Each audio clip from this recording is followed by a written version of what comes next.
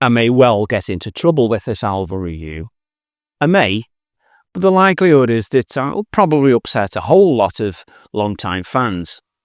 But it's time for me to speak my mind and really tell the truth.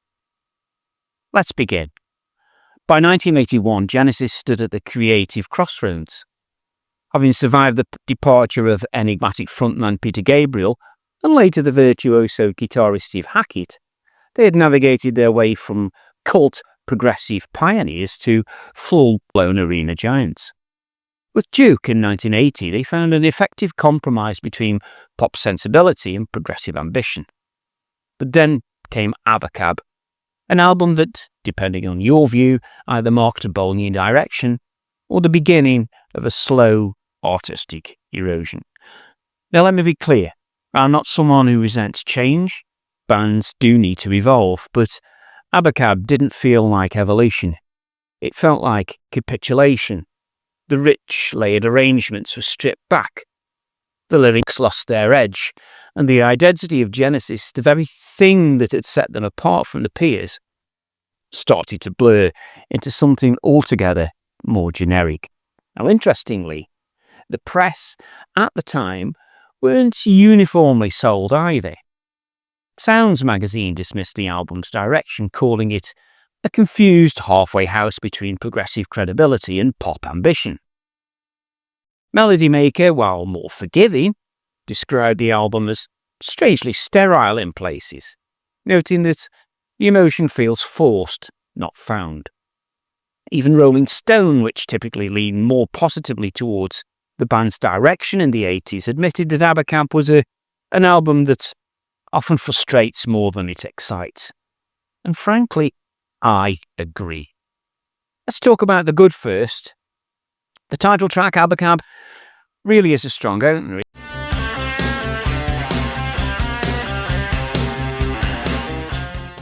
It's got a taut structure, rhythmic tension, and enough experimentation to keep long-time fans really on board. The instrumental section in the latter half really is a rawness and drive that nods to their progressive past.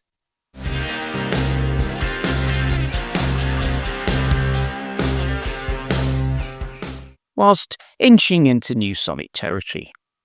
This, I would argue, is one of the very few moments on the album where the new and old versions of Genesis really feel in harmony.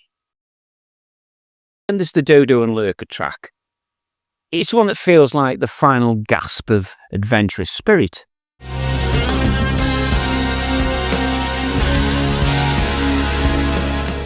While it's theatrical, melodically rich, and laid in that old Genesis tradition. Tony Banks' synth work here is really especially compelling, adding texture without overcomplicating the song's central thrust.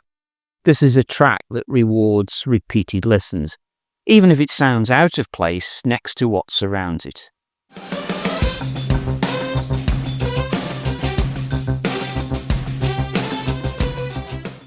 But then we hit the wall.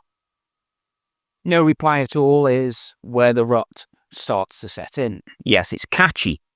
Yes, the horn section, courtesy of Earth, Wind and Fire's Phoenix horns, is slick. But is it Genesis or is it Phil Collins warming up for Face Value 2.0? The melody is really undeniably infectious, but that doesn't make it good. New Musical Express at the time summed it up well. Genesis sound like they're trying on suits that don't quite fit them, and they're shopping in the wrong store. Me and Sarah Jane, written by Tony Banks, is one of the few moments where you feel a glimpse of that old artistry peeking through. It plays with structure, evoking quite a dreamlike melancholy. But it also feels isolated, like it was plucked from a different, more interesting album. Man on the Corner is where the solo Collins bleed becomes too apparent to ignore. It's a moody, drum machine-led ballad that foreshadows the introspective pop Phil would master alone. Whilst thematically weighty, dealing with homelessness and isolation, it feels emotionally stunted and, frankly, not collaborative. This is one of several tracks on Abacab where it feels like Genesis are no longer wanting to write with each other, but really beside each other. And then, who done it? Oh dear.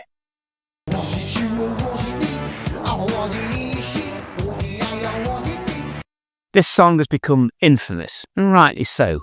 An atonal, synth-drenched anti-song that seemingly dares you to skip.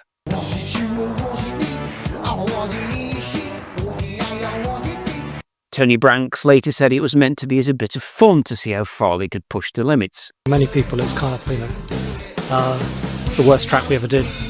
Because I really like it, but perhaps I'm just perverse. But the truth is, it doesn't sound clever. It sounds like filler. Worse, it sounds like contempt for their audience, for themselves, and for their legacy.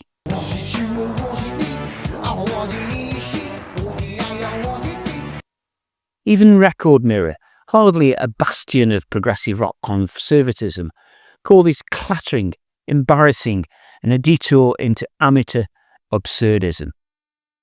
The remainder of the album, Like It or Not, another record, unremarkable. Neither offensive nor inspired, they float by without leaving much of an impression. That might be the most damning thing I can say about them. Now, in hindsight, Abacab isn't just a Genesis album. It was a warning shot. The band would go on to achieve tremendous commercial success with Invisible Touch and We Can't Dance, really becoming a household name, not just in the UK, but in the US and across the world. But this did so by stepping further and further away from the creativity that once made them essential listening. Phil Collins himself had acknowledged the internal shift during this period. In his autobiography, Not Dead Yet, he admits that Abacab was a turning point where the band decided to start recording only what they could reproduce live, ditching the ornate for the immediate. Now, this is a noble idea perhaps, but one that left much of their musical depth really on the cutting room floor. And yes, commercial success is not a crime, but we must be honest about what was lost in the process. Genesis ceased to be a band that challenged its listeners and became one of the ones that chased the charts.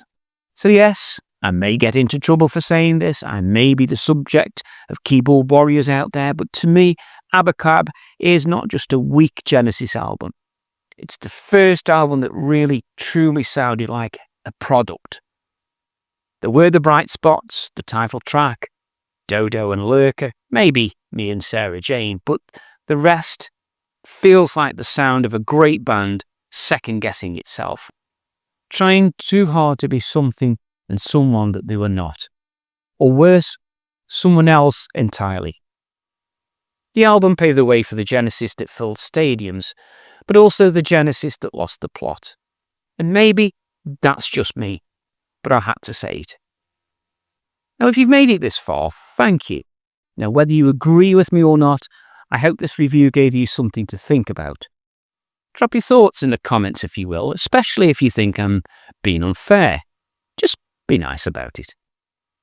And as you know, I love Genesis, and most of their albums are really great listens. And the album Trespass was the one where their progressive rock style was defined. And this is the album I want you to watch next. I'll see you over there.